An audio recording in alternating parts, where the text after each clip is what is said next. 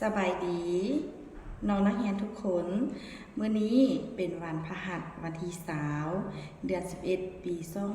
2025ในชั่วโมงนี้จะเป็นวิชาศิลปะดนตรีครูไหล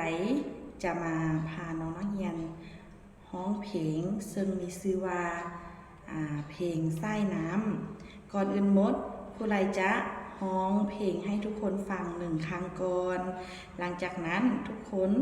ฝึกร้องเนาะฝึกร้องตั้งใจร้องให้ม้วนๆแล้วก็ส่งคลิปวิดีโอให้ครูไหลเด้อฟังกันเลยเด้อน้ำนั้นมาจากไสน้ำนั้นมาจากป่าไหลผ่านหอมภูผาไหลผ่านป่าเขียวงามฝนนั้นมาจากไสตกทั่วไปทุกแห่งทั่วแผ่นดินจะแล้งหากทุกแห่งจะขาดฝน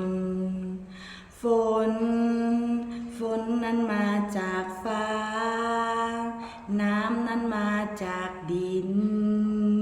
หากป่าไม้สูญสิ้นทั่วแผ่นดินจะขาดน้ำสดชื่นแจ่มใส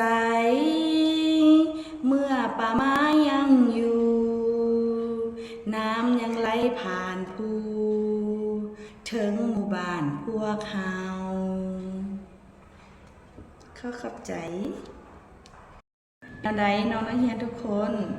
คนได้ฟังครูไหลร้องให้ฟัง1 ครั้งแล้วเนาะหลังจากนั้นน้องนักเรียนทุกคนก็ต้องตั้งใจร้องแล้วก็ส่งบทเพลงที่ตนเองร้องอัดเป็นวิดีโอส่งให้ครูไหลเด้อบ๊ายบาย